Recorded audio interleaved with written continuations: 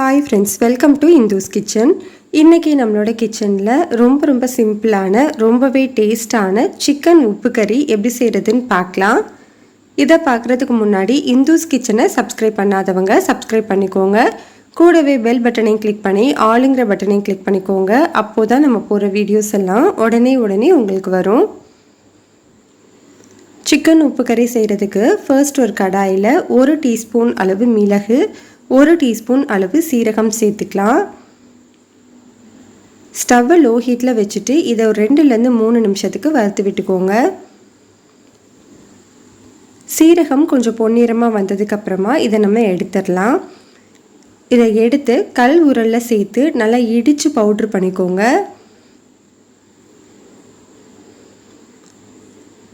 இப்போ பாருங்கள், நம்ம நல்லா பவுடர் பண்ணி வச்சுருக்கோம். இதை தனியாக வச்சுக்கலாம். இப்போ ஒரு கடாயில் 2 டேபிள் ஸ்பூன் அளவு எண்ணெய் சேர்த்து சூடுபடுத்திக்கலாம். எண்ணெய் சூடானதுக்கப்புறமா 1/2 டீஸ்பூன் சோம்பு சேர்த்து பொரிய விட்டுக்கலாம். இந்த வறுவலுக்கு நம்ம வேறு எந்த ஸ்பைசஸுமே சேர்க்குறதில்ல, சோம்பு மட்டும்தான். இது கூட 5 வரமிளகாயை இந்த மாதிரி சின்னதாக கட் பண்ணி வச்சுருக்கேன், அதை சேர்த்துக்கலாம். இந்த வறுவலுக்கு அந்த வரமிளகாயோட ஃப்ளேவர் ரொம்ப நல்லாயிருக்கும். உங்களுக்கு காரம் அதிகமாக இருக்கும்னு நினச்சிங்கன்னா உள்ள விதையை எடுத்துட்டு அந்த மேலே உள்ள அந்த தோல் மட்டும் நீங்கள் கட் பண்ணிவிட்டு சேர்த்துக்கலாம். ஸ்டவ்வை லோ ஹீட்டில் வச்சுட்டு இதை ஒரு 3 நிமிஷத்துக்கு நல்லா வறுத்து விட்டுக்கோங்க. அந்த மிளகாயோட கலர் கொஞ்சம் சேஞ்ச் ஆகணும், அதனால ஸ்டவ்வை லோ ஹீட்டில் வச்சு வறுத்து விட்டுக்கோங்க. இந்த அளவுக்கு நல்லா கலர் மாறினதுக்கப்புறமா 8 பல்லு பூண்டு, 1/2 இன்ச் அளவு இஞ்சியை கல் உரலில் இடிச்சிட்டு சேர்த்துக்கோங்க. இடிச்சிட்டு சேர்த்தோம் அப்படின்னா அதோட ஃப்ளேவர் ரொம்பவே நல்லாயிருக்கும். இதையும் ஒரு 1 நிமிஷம் மட்டும் வதக்கி விட்டுக்கலாம்.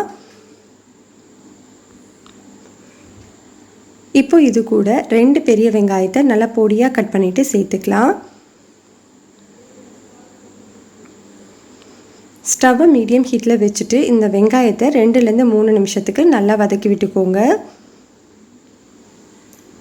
வெங்காயம் கொஞ்சம் நல்லா வதங்கினதுக்கு அப்புறமா இதில் ஒரு மீடியம் சைஸ் தக்காளியை சின்னதாக கட் பண்ணிவிட்டு சேர்த்துக்கலாம். பெரிய தக்காளியாக இருந்ததுன்னா பாதி மட்டும் சேர்த்துக்கோங்க. இப்போ இந்த தக்காளியை 2லேருந்து 3 நிமிஷத்துக்கு நல்லா வதக்கி விட்டுக்கலாம். வெங்காயம் தக்காளி எல்லாமே நல்லா வதங்கினதுக்கு அப்புறமா 1/2 கிலோ அளவு சிக்கனை நல்லா க்ளீன் பண்ணி எடுத்து வச்சுருக்கேன். அந்த சிக்கனை உள்ளே சேர்த்துக்கலாம். இப்போ இதை ஒரு 2 நிமிஷத்துக்கு நல்லா வதக்கி விட்டுக்கோங்க.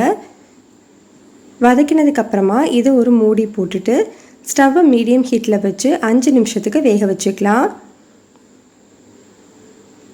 5 நிமிஷத்துக்கு அப்புறமா பாருங்கள், நம்மளுக்கு சிக்கன்லேருந்து தண்ணி எல்லாமே பிரிஞ்சு வந்திருக்கு. இந்த நேரத்தில் இது கூட 1 டீஸ்பூன் அளவு மல்லித்தூள் சேர்த்துக்கலாம்.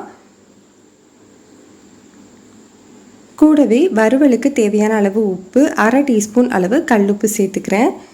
நான் சிக்கனை மஞ்சள் தூள் போட்டு கழுவுனதுனால தனியாக மஞ்சள் தூள் சேர்க்கலை. நீங்கள் மஞ்சள் தூள் சேர்க்குற மாதிரி இருந்துச்சுன்னா 1/2 டீஸ்பூன் அளவு சேர்த்துக்கோங்க. இப்போ இந்த தூளோட பச்சை வாசனை போகிற வரைக்கும் நல்லா வதக்கி விட்டுக்கலாம். பச்சை வாசனை போனதுக்கப்புறமா இதில் ஒரு 1/2 கப் அளவு தண்ணி சேர்த்துக்கோங்க. தண்ணி அதிகமாக சேர்த்துட வேண்டாம். இதை ஒரு முறை நல்லா மிக்ஸ் பண்ணி விட்டுட்டு திரும்பவும் மூடி போட்டு ஸ்டவ்வை மீடியம் ஹீட்டில் வச்சுட்டு 15 நிமிஷத்துக்கு வேக வச்சுக்கணும். இடையில கிளறி கொடுத்துக்கோங்க.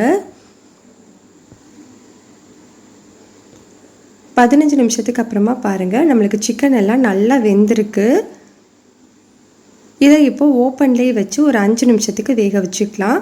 அந்த தண்ணி கொஞ்சம் இருக்கு இல்லையா, அது எல்லாமே சுத்தமாக வற்றணும். இப்போ நமக்கு நல்லா ஃப்ரை ஆகிடுச்சு. பாருங்கள், அந்த சிக்கனில் இருக்கிற தண்ணி எதுவுமே இல்லை.